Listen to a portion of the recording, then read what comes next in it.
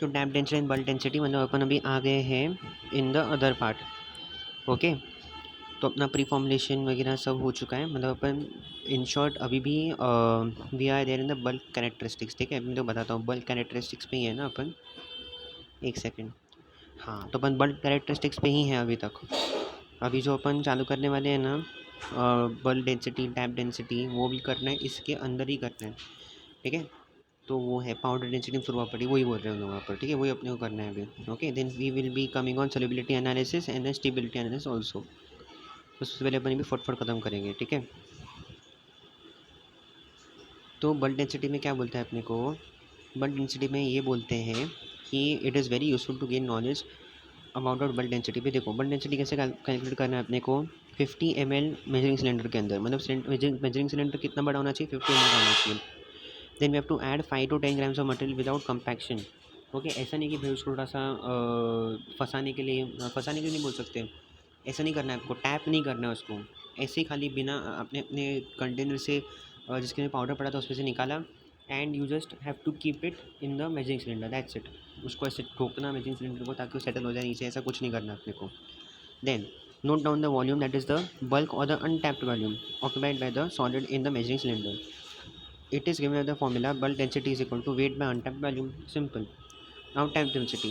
It is determined by using a tap density testing apparatus in a 50 ml cylinder.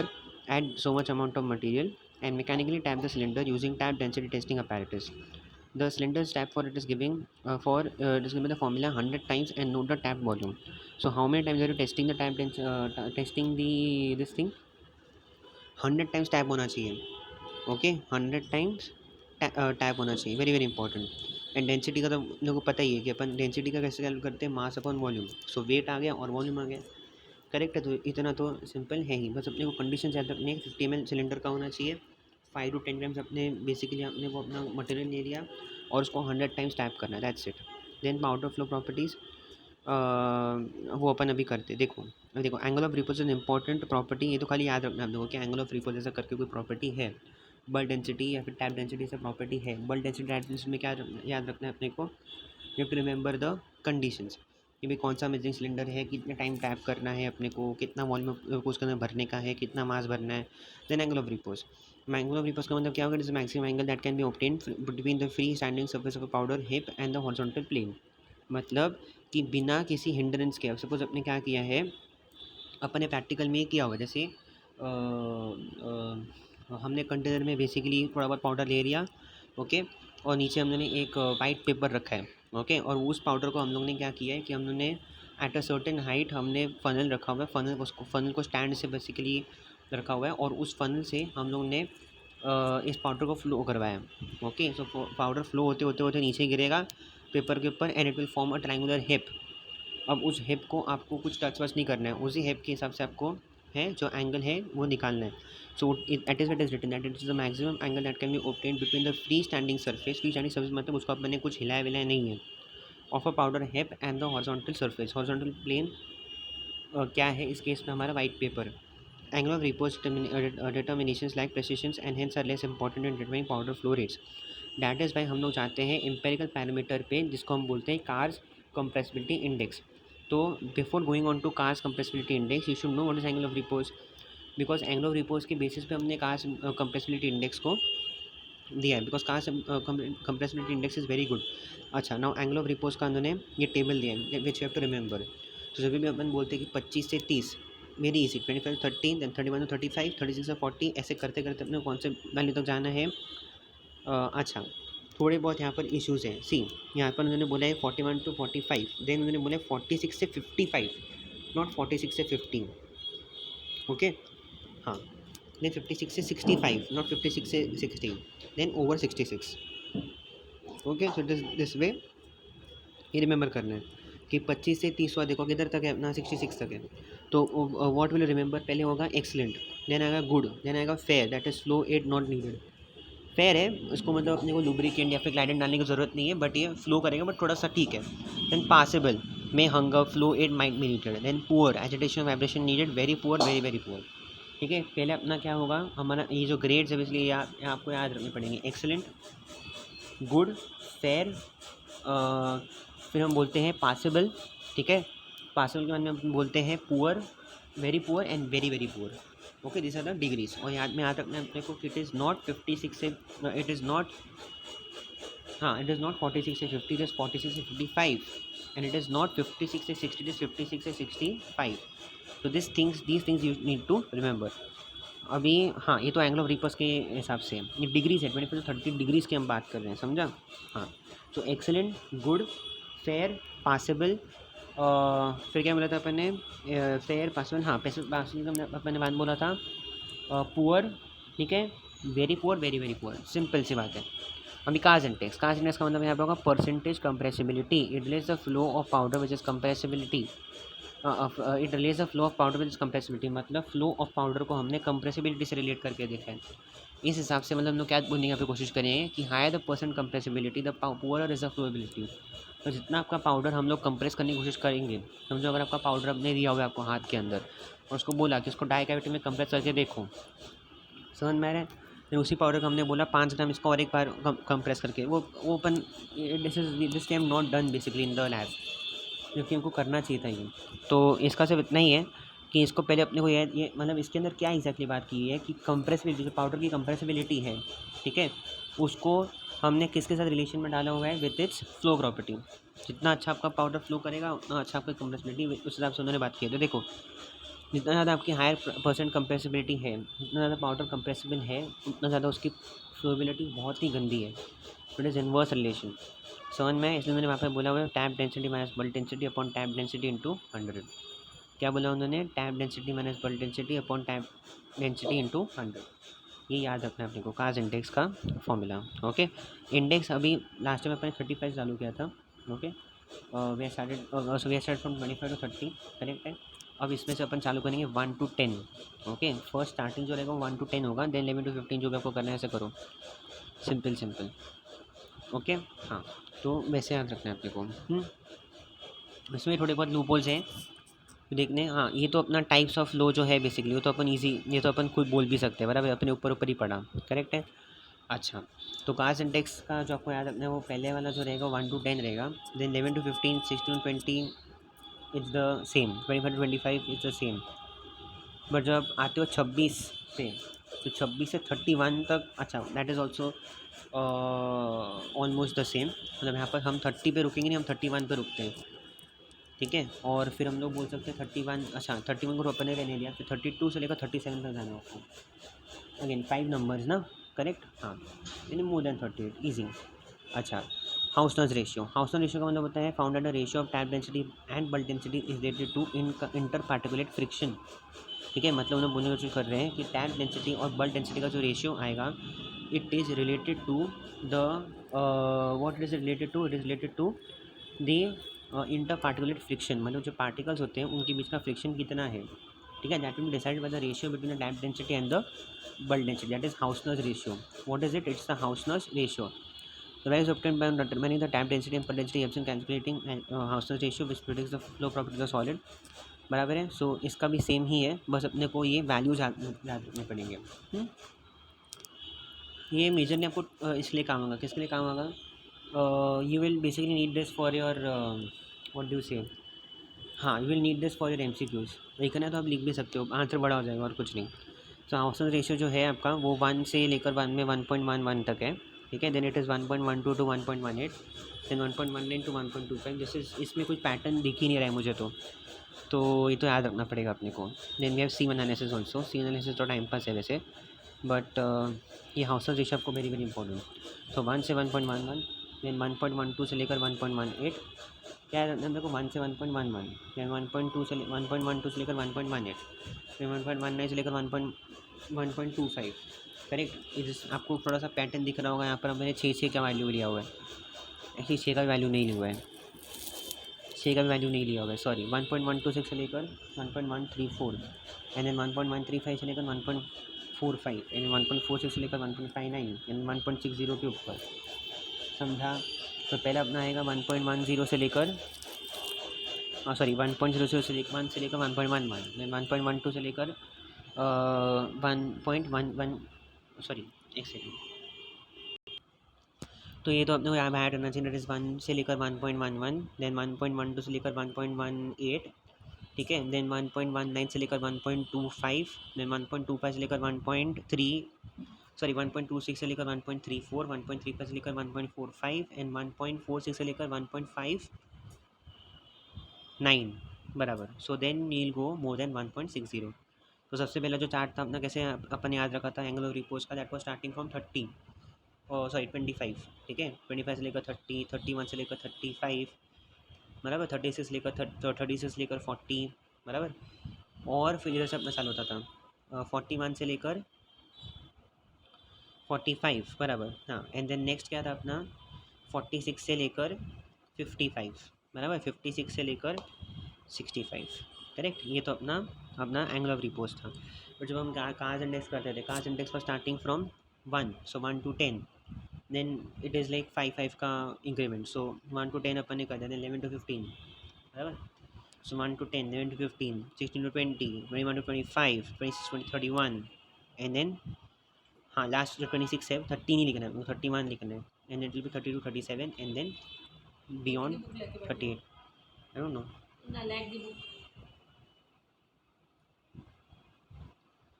ठीक है, तो ये अपने को कार्स इंडेक्स लिखना है, दैट इज परसेंटेज कंप्रेसिबिलिटी का वो रिलेशन था, and then Hausner's ratio, that is वो तो अपने अभी भी बाहर किया है।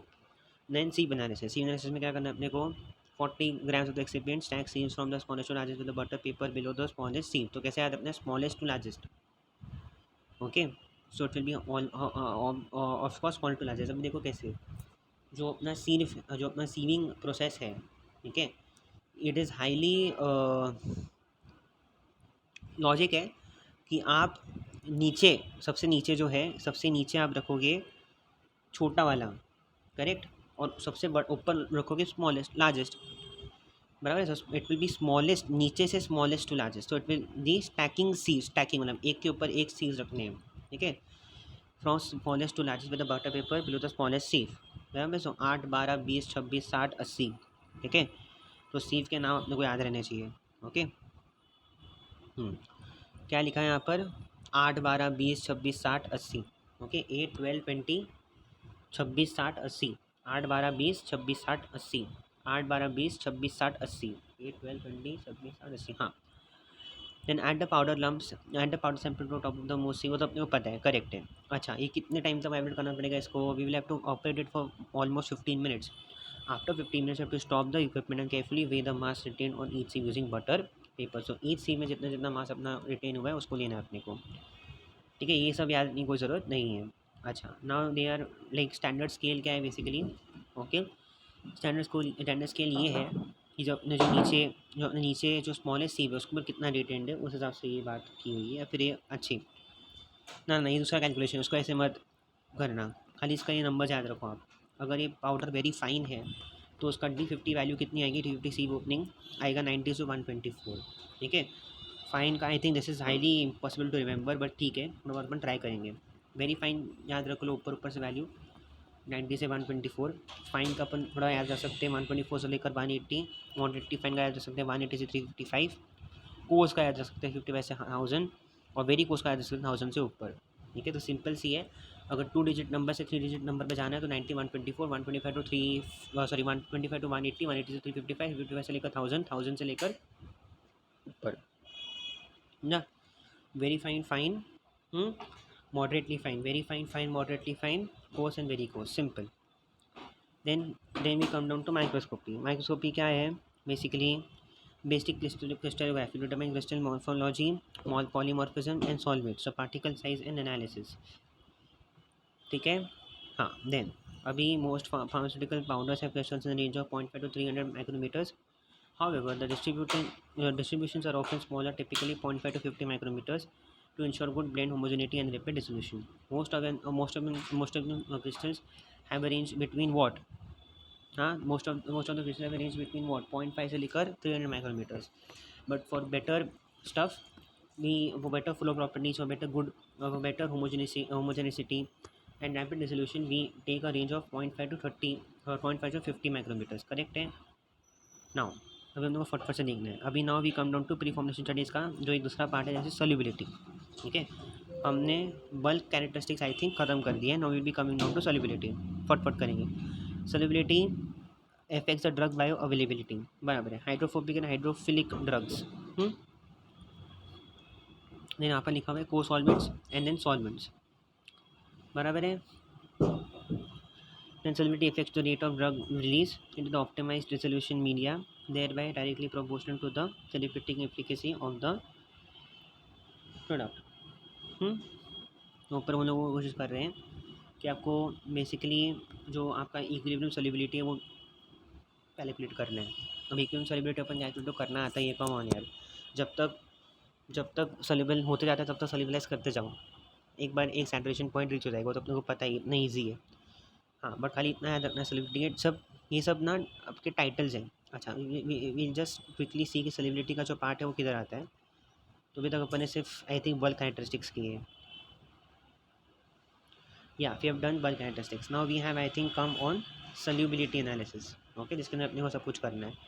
तो फर्स्ट वन सॉल्युबिलिटी, उसके अंदर अपने को खाली देख लेंगे कितना उसका सॉल्युबिलिटी है जो सैचुरेशन पॉइंट की तरफ तक रीच होता है वो देखना पड़ेगा. थोड़ा बहुत लिख देना सॉल्युबिलिटी की वजह से क्या क्या हो सकता है. ठीक है. Then we have to also study about PK determination. PK determination के बाद में क्या बात करनी है, वीकली एसिडिक बेसिक. ओके, ये जो चीज़ है हमने फार्माकोलॉजी में की थी. I have made a video about this in the pharmacology और you can search on YouTube. तो you have to just write the Henderson Hasselbalch equation. Okay, that's it. Then एक सेकेंड ना. हाँ, सो जो अपना एंडरसन हैसेलबैच इक्वेशन है, basis के लिए क्या रखना है अपने को. बेसिस में क्या होगा कि unionised form and ionised form रहेगा और सॉल्ट और एसिड्स के लिए आयोनाइज्ड फॉर्म ऊपर, अनआयोनाइज्ड फॉर्म नीचे. ठीक है. सो एसिड्स के लिए कभी भी याद रखना आयोनाइज्ड फॉर्म जो रहता है कभी भी ऊपर आएगा और अनआयोनाइज्ड फॉर्म नीचे आएगा. But for basis the ionised form will be down and unionised form will be up. Simple है. Then next, PK partition coefficient. Sorry. So partition coefficient मतलब क्या है? It is a measure of drug lipophilicity. Come on, we have done this. We just have to remember the titles that we have done. Bulk characteristic में अपने को क्या क्या किया? Bulk characteristic में अपने organoleptic properties देखे. odor, taste, color. Correct? बराबर. Bulk characteristics में अपने ये देखा. Then we also saw hygroscopicity after that. Hygroscopicity क्या है? उसके बारे में कैसे याद रखना है. Deliquescent materials क्या होते हैं? Then what is the method of determining hygroscopicity?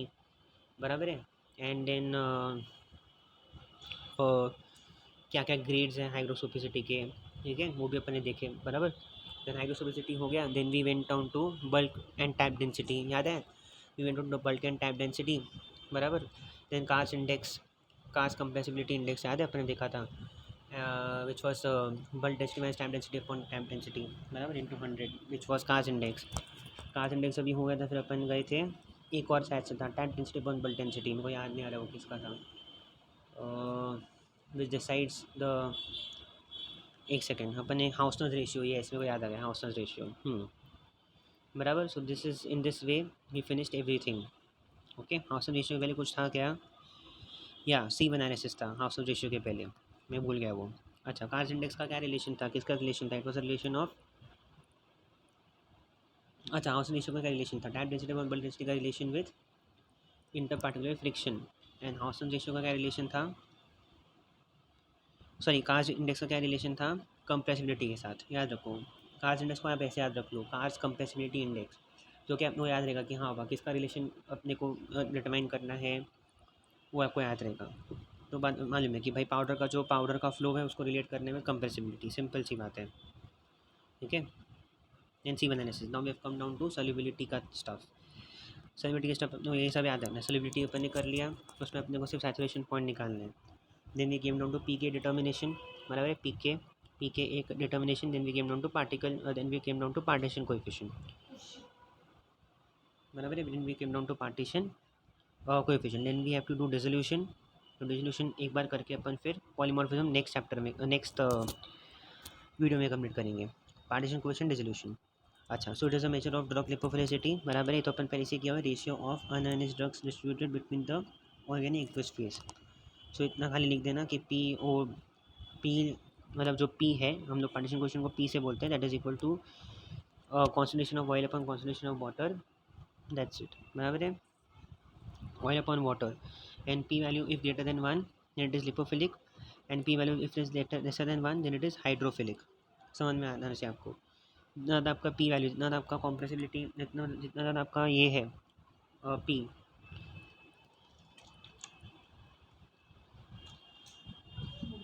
जितना ज़्यादा आपका कंडक्शन कोएफिशिएंट है उतना ज़्यादा आपका लिपोफिलिक होगा ड्रग। करेक्ट है। अच्छा, अभी करेक्ट है। अच्छा, now what we can say is dissolution. Dissolution is simple, solid by liquid forms a homogeneous mixture the solvent. ठीक है, अब लोग इधर से नेक्स्ट इसमें करेंगे, या फिर इधर कर लेते हैं, फटफट से कर लेते हैं ना यार, एक ही पार्ट है। तो solid by liquid forms homogeneous mixture with the solvent, drug is expected to be released from the dosage form and immediately gets into the solution। बराबर है। Now for a drug to undergo absorption, it has to be first undergo the process of dissolution। Dissolution, it is an important optimizing parameter for prototype formulation for better and optimum release profile। ठीक है, खाली इतना याद रखो, for better and optimum release profile, बाकी का जितना definition हो भूल जाओ। QC tool to monitor routine in the uniformly and reproducibility of formulation batches। It's a QC tool। Dissolution is nothing but a QC tool। QC tool basically हम dissolution को as a QC tool use करते हैं, बराबर है। so that we can just monitor routinely whether the solution is uniform and whether it is reproducible। ठीक है, तो सब यहाँ से QC टूल ऐसे याद रखना है इसको, क्योंकि सोल्यूशन की कोई भी जितना भी फॉर्मुलेशन है उसका रिप्रोड्यूसिबिलिटी या फिर उसकी यूनिफॉर्म ने डिसाइड करनी है तो अपने सोल्यूशन टेस्ट से डिसाइड कर सकते हैं अच्छे खासी तरीके से। समझ में आया कि अगर अपन ने, हाँ, तो और इसमें क्या है, नोइस वाइटनी इक्वेशन है। कौन सा इक्वेशन है? Noyes Whitney equation. ये इक्वेशन यहाँ पर लिखा हुआ है, as you can see that. Correct है। Polymorphism in the next video.